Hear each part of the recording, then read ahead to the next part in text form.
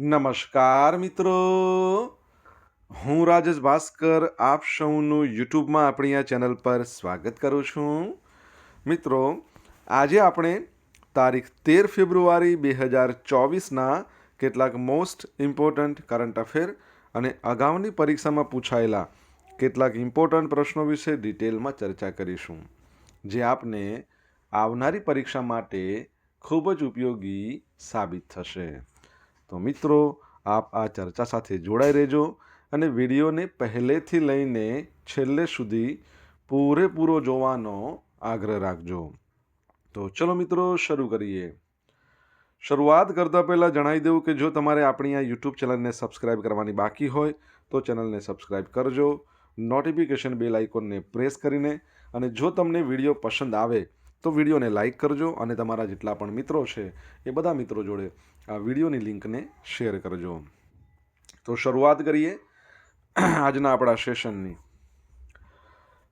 સૌપ્રથમ જોઈશું અગાઉની પરીક્ષામાં પૂછાયેલા બંધારણના પ્રશ્નો, જેના જવાબો તમારે મને કમેન્ટમાં લખીને જણાવવાના છે.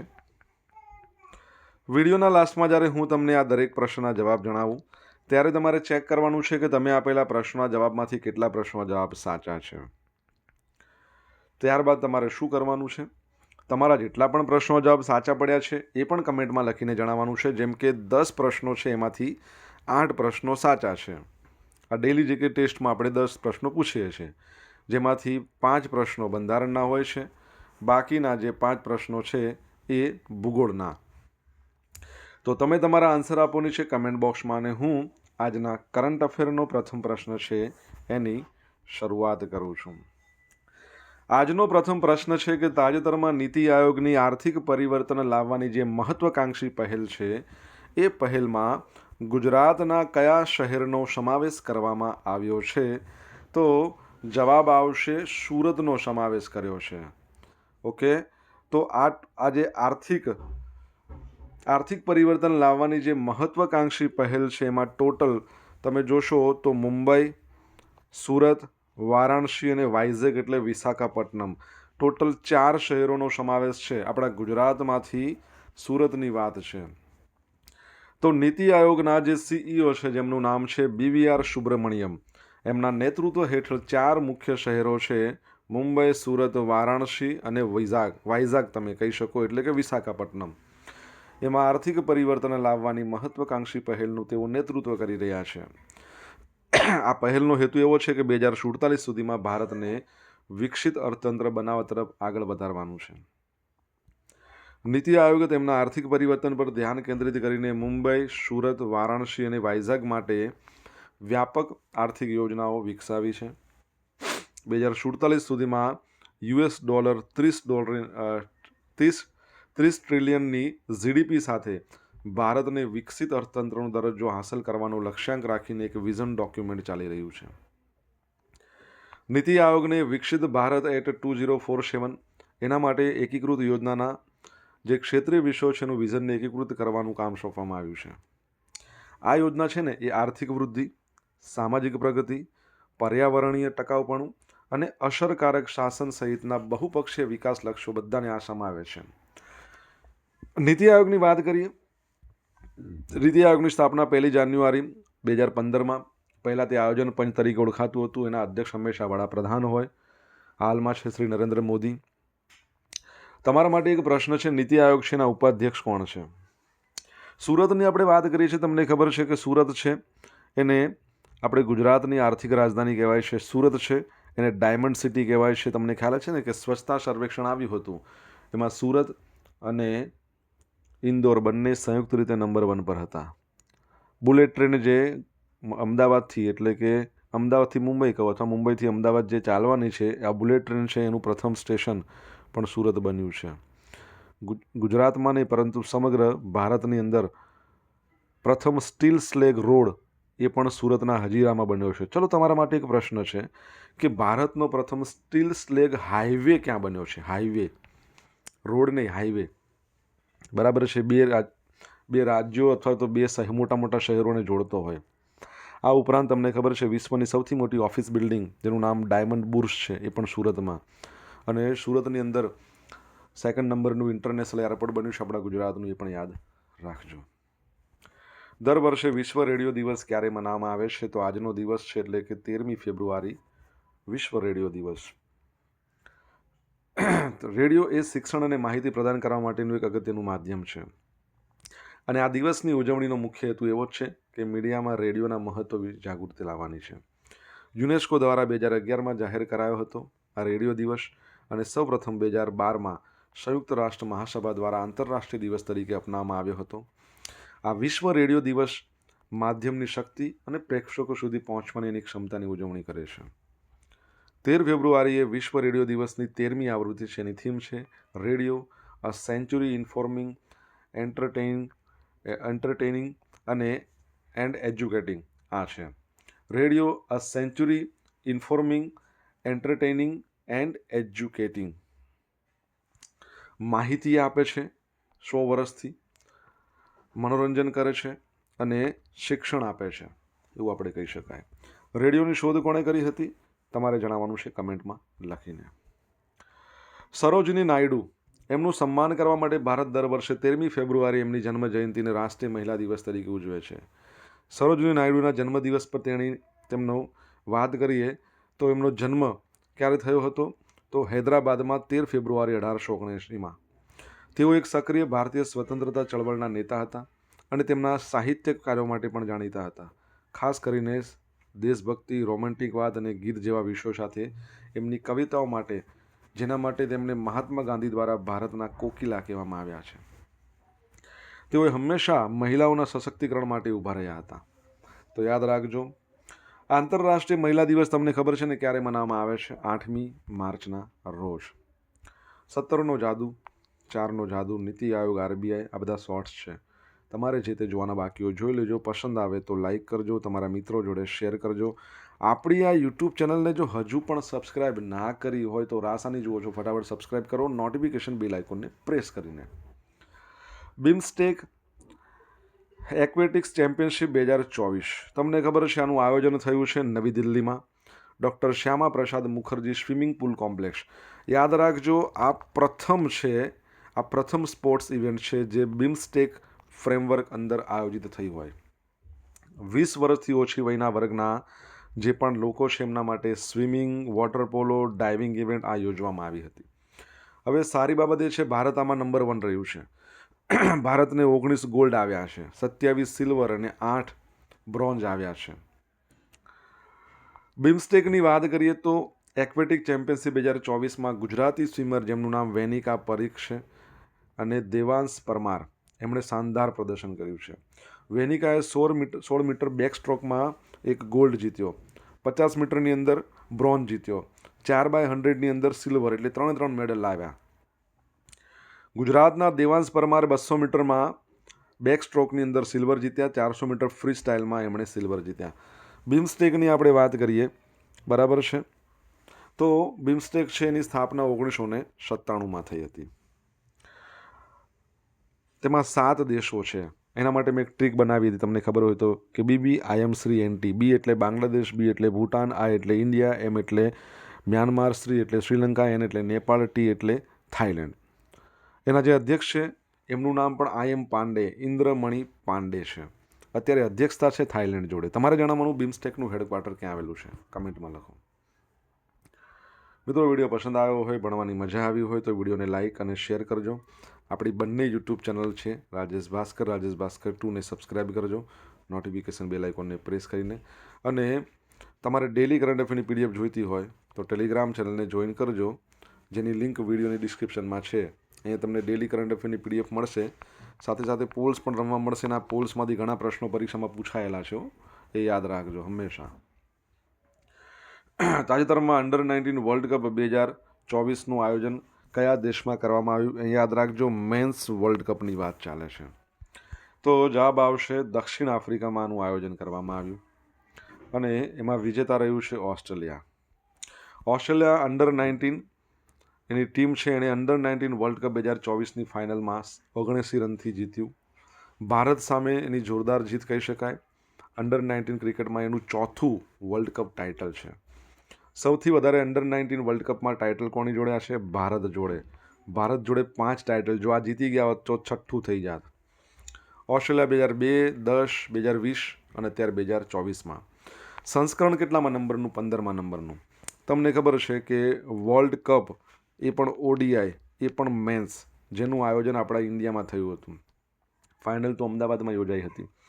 હવે આ જે વાત કરીએ તો એનું આ જે વર્લ્ડ કપ છે એનું કેટલામાં નંબરનું સંસ્કરણ હતું એ તમારે કહેવાનું છે. જો તમને ખબર હોય તો તમે કહી શકો છો. હવે આ જે વર્લ્ડ કપ અંડર 19નું આયોજન 19 જાન્યુઆરીથી 11 ફેબ્રુઆરી 2024માં કઈ જગ્યાએ? તો સાઉથ આફ્રિકામાં યોજાયું હતું. ઓકે. ફાઇનલ યોજાઈ હતી બેનોનીમાં. ક્વેના માફાકા, આ ક્વેના માફાકા છે તેઓ અંડર 19 ક્રિકેટ વર્લ્ડ કપમાં પ્લેયર ઓફ ધ ટુર્નામેન્ટ એમને જાહેર કરવામાં આવ્યા છે. પ્લેયર ઓફ ધ મેચ બન્યા છે માહિલી બિયર્ડમેન, ઓસ્ટ્રેલિયાના. અંડર 19 વર્લ્ડ કપની શરૂઆત 1988માં થઈ, પછી ડાયરેક્ટ 1998માં રમવામાં આવ્યો, 10 વર્ષનો ગેપ. પછી દર 2 વર્ષે યોજાય છે. આ યાદ રાખજો. ભણવાની મજા પડી હોય તો લાઈક આપતા રહેજો, બરાબર છે. અને પહેલું વર્લ્ડ કપ હતું એમાં ઓસ્ટ્રેલિયા 6 વાર જીત્યું છે ઓડીઆઈ વર્લ્ડ કપમાં. અહીંયા બીજી પણ એક રમત રિલેટેડ એક ટોપિક છે, ક્વેશ્ચન છે કે south Asian football federation under 19 મહિલા ચેમ્પિયનશિપનું આયોજન ક્યાં કરવામાં આવ્યું હતું? તો આનું આયોજન બાંગ્લાદેશમાં થયું હતું. ક્યાં થયું હતું? બાંગ્લાદેશમાં. તો સાફ એટલે કે south Asian football federation under 19 મહિલા ચેમ્પિયનશિપ છે એનું આયોજન એશિયન ફૂટબોલ ફેડરેશન દ્વારા બાંગ્લાદેશમાં કરવામાં આવ્યું. બાંગ્લાદેશના ઢાકામાં BSSMK સ્ટેડિયમમાં આ જે ચેમ્પિયનશિપ છે સાફ અંડર 19 મહિલા ચેમ્પિયનશિપ, એમાં ભારત અને બાંગ્લાદેશ બંનેને સંયુક્ત રીતે ચેમ્પિયન જાહેર કર્યા, વિજેતા જાહેર કર્યા. એમાં એવું છે કે 90 મિનિટની રમત હતી જે પણ નિર્ધારિત, એમાં ટાઈ થઈ ગઈ. પછી પેનલ્ટી શૂટ આઉટ થયું, એમાં પણ ટાઈ થઈ.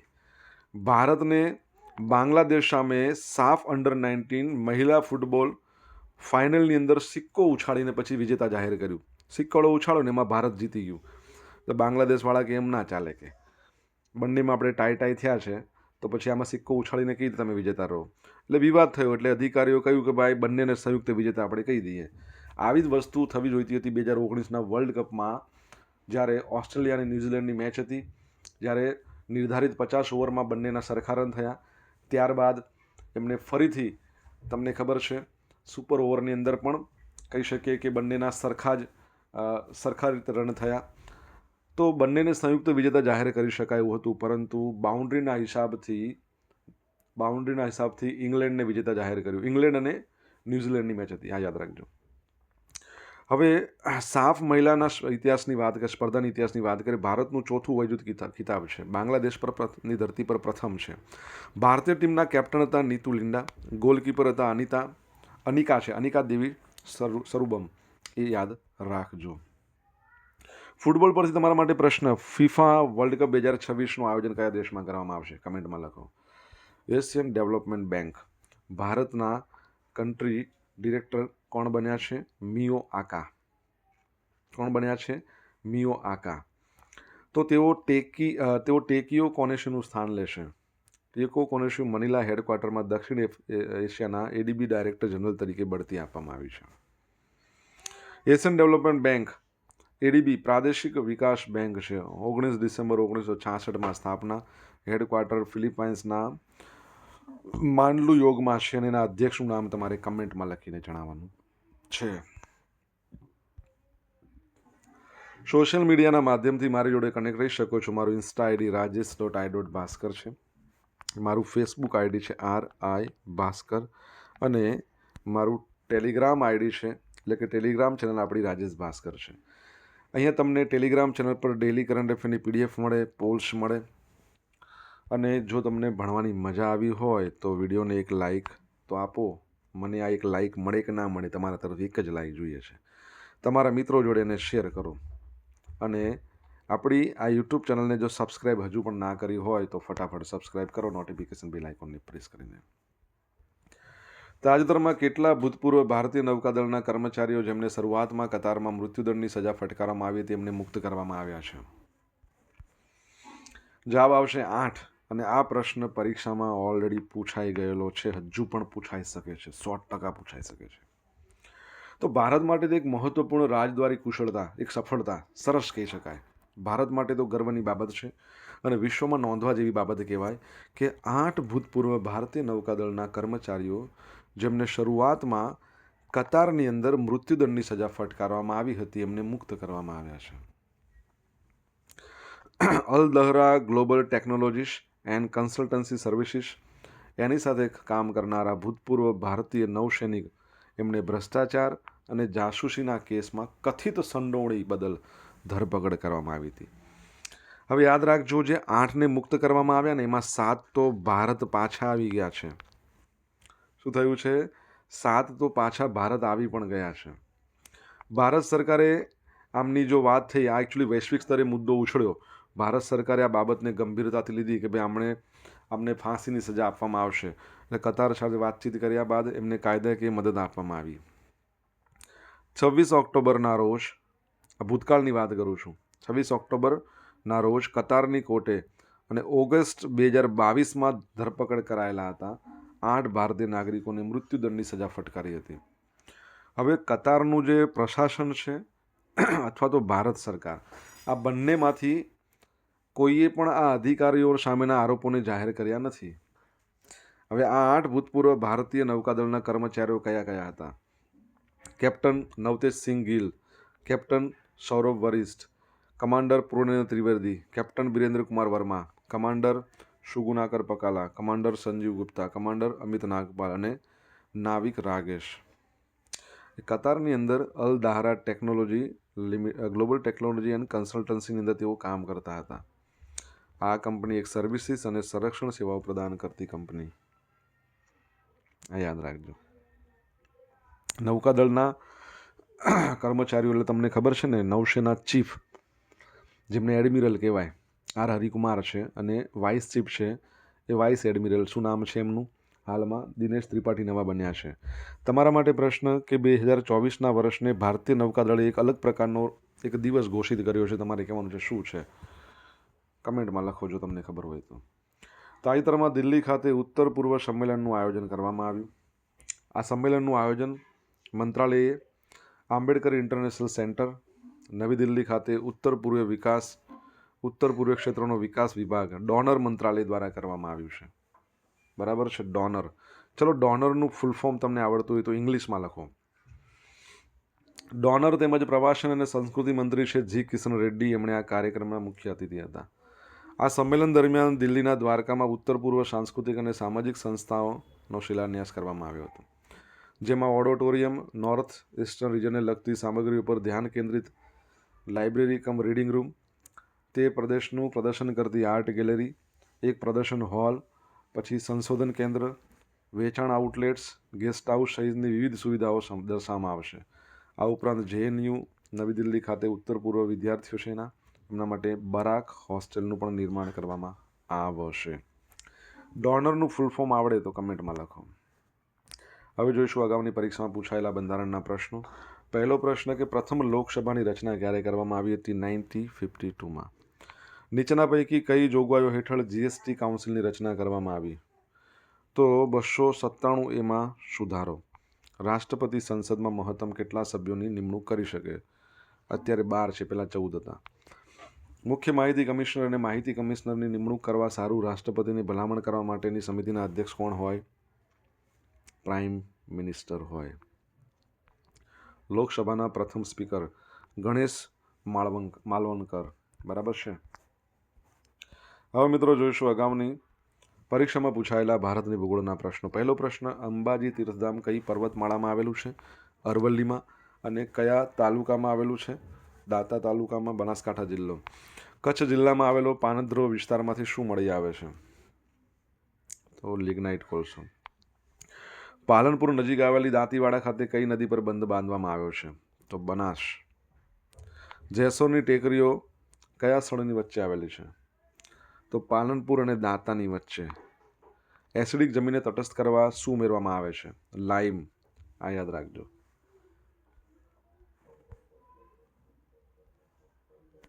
હવે મિત્રો જોશું ગઈકાલે પૂછેલા પ્રશ્નો જવાબ. પહેલો પ્રશ્ન, દયાનંદ સરસ્વતીનો જન્મ કયા જિલ્લામાં થયો હતો? મોરબીમાં. સેકન્ડ પ્રશ્ન, તાજેતરમાં વર્લ્ડ સસ્ટેનેબલ ડેવલપમેન્ટ સમિટની 23મી આવૃત્તિ ક્યાં યોજાઈ? તો નવી દિલ્હીમાં યોજાઈ. હવે મિત્રો જોઈશું આજે પૂછેલા પ્રશ્નો જવાબ. પહેલો પ્રશ્ન એવો પૂછ્યો હતો, નીતિ આયોગના ઉપાધ્યક્ષ છે એમનું નામ શું છે? ડૉક્ટર સુમન કે બેરી.